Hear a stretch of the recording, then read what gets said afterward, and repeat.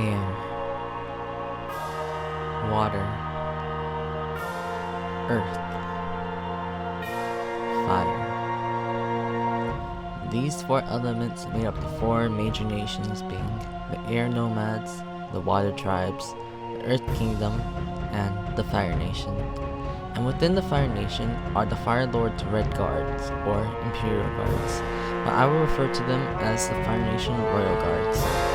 These Royal Guards are some of the most elite warriors and were used to protect the royal family, but also as national security.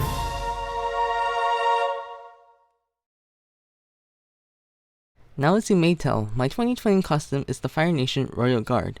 This costume took me around 2.5 months to create and has around 21 different parts.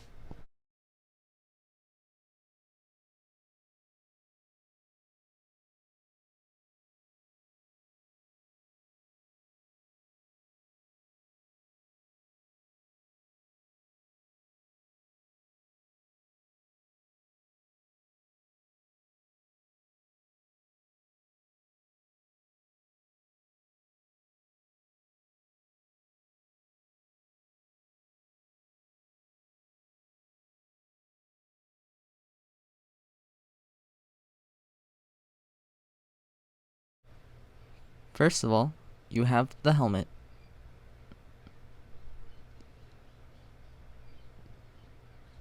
The chest plate.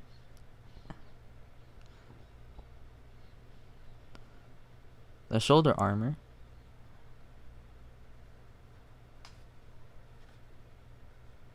The gloves.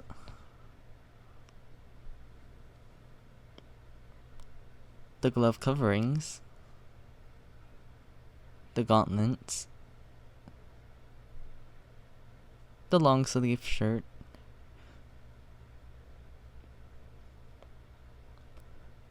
The pants. The neck covering. The skirts. The robe part.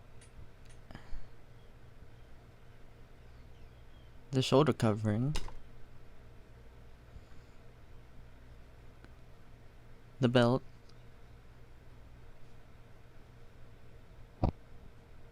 Socks. And the boots. For the making of this costume, I used references such as photos and footage from Avatar: The Last Airbender. The Red Guard wasn't seen as often as other characters, but there was still a good amount of scenes that showed how this costume needed to function. There were three main things for making this costume: the things we could buy, the things we could make, and the things we had to sew. To start off with, the things we had to make. The helmet. To make this costume, I had first constructed the helmet. The helmet I had used for this costume wasn't the first, but actually the third. The first helmet I had built was built out of cardboard. The cardboard made up the frame and more was added to fill the gaps. Once that was done, it was then paper mache using newspaper and Elmer's glue. After that was done, it was then painted with multiple layers of wood glue. The final product was decent, however it was a bit uneven on one side and it looked a bit too short. I then cut its construction on the second helmet, but it didn't get far. I started making the frame, but looking at its shape, it didn't look right. I was testing out a different technique of constructing this helmet by having a cross that allows the cardboard to extend down from the top and makes the frame look a lot nicer. I then started work on the third helmet using this technique. Once the frame was finished, the newspaper and glue was added. Layers of wood glue were added and hot glue and some cardboard were put on the inside to give the helmet its structural support, due to the newspaper still being quite thin and bendy. The helmet was then ready for painting. For the mask part of the helmet, I had drawn out a pattern so that I could trace it out on cardboard. I had drawn out one side and then folded it and cut it so that I would have the whole thing. I added the points on it and it was ready to be cut. Once I had traced it out and cut it out on cardboard, I had used hot glue around the edges to seal the gaps in the cardboard. Once this was done, I applied 2 to 3 layers of wood glue to smoothen it and give it a more strength. For this white part, I had edited a photo of the Red Guard and printed it out. I then cut it out and traced it onto a piece of cardboard. I cut it out, did the same steps with the previous part, used hot glue to seal the edges, and applied 2 to 3 layers of wood glue. Shoulder armor. For the shoulder armor, I measured about how wide and long it should have to be. I wanted some length so that it would stick under the shoulder cover, but not too long to where I would hit things or other people if I walked by. The shape of the shoulder armor was like a curved rectangle with rounded corners. To make it, I took my width and length and sketched it out onto cardboard. This cardboard was so thin I had to glue the rectangles to each other, so in total I had cut out 4. I used Elmer's glue and smoothed it out over the whole surface to ensure it had a good stick. Once that was done, I glued on the rims and painted it. After that, I was able to glue on the Velcro. Chest piece. For the chest piece, I had sketched out one of the sides of the chest piece. Since the armor was symmetrical, I just flipped the piece and traced it out and cut it out to get the whole thing. I used those 2 pieces and traced them to get 3 more pairs. Since the cardboard I was using for the chest piece was thin, I had to double it up. To glue a pair together, I just used Elmer's glue. I tried to get as much of the surface as possible so that it would have a higher chance of not falling apart. Now that I had the 2 pairs together, I designated which side would be the side to add the ridge. I would choose the side that was the nicest since it would be the part that people would see. I cut out the cardboard, glued it on with hot glue. To combine the 2 halves, I 3D printed 2 small angled pieces and hot glued one near the top and the bottom. For extra structural support, I added a long rectangular piece of cardboard that was glued in the center.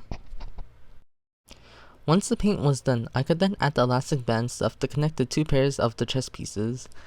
I also added a band near the center of my chest and used Velcro so that I could take it on off the chest piece, but also to stop it from flapping around when I move. And since where the strap was, I had to cover it with a red fabric that I was using for the top rope so it would blend in. The rope. This is one of the pieces we had to stitch. For the main rope piece, we started off with finding YouTube videos about how to make a shirt. We were able to figure out how to get the right measurements to figure out how to make a template so that we could start cutting. After getting the measurements, I then used wrapping paper to then trace out my template. I did one side and folded it down the middle and taped it so that I could then cut it and get the other side without having to trace another whole side. With this, I was able to pin it to the fabric and begin cutting. After I got one side, I started the next and with the same process. However, I made the neck a bit deeper so that I wouldn't choke on when putting it on. We then sewed both sides together, creating the t-shirt. For the side skirt, I did a similar thing as for the robe. I cut the measurements and traced it out on wrapping paper, and then cut it out on the fabric. Now for the side skirts, I wanted to attach it to the main rope, so we sewed it on to the sides. Once it was done, I glued on the orange ribbon using fabric glue to create the rim. Now there was one final major piece of cloth, the underskirt. To create this, we searched up skirt patterns. However, we were then thinking it would be a lot easier and more efficient to have 2 separate sides as it would allow for more mobility. My mom came up with the idea and then asked one of her friends who knows this kind of stuff and said it would work. We then figured out how to get the right measurements, then traced onto wrapping paper and then cut out the fabric. To connect these 2 pieces together, we used a stretching strap to create the rim and a small pocket on the half so we could slide onto the straps right through. The shoulder cover. For the shoulder cover, I made a pattern with wrapping paper again and pinned it to the fabric and cut it. For this, we had a Velcro in the back to connect the ends. Yellow ribbon was glued on and the little Fire Nation symbol was cut using the yellow ribbon and glued on as well. Neck covering. The neck covering was one of the simpler parts to make as it had a simple shape and ease of constructing. This part was used to cover my neck and to make the entire costume look more uniform. Gauntlets. For the gauntlets, I was thinking of using just fabric, however, it would be flimsy and might not hold its shape that well. Instead, I used a foam base and wrapped fabric over it. With the fabric glued, I was able to stick it to the foam, and I wanted it to be easily taken off, so I also used Velcro to allow this. For the glove covering, it's made of 2 cloth. At the very top, it's cut at an angle to get the right look, and then sewn together on both sides. For the belt, we used a belt from another costume, which is from the Pirates of the Caribbean. It was black in color, so all we needed was the gold buckle part. What I did was use a foam and cut the sides of a rectangle and hot glued them together.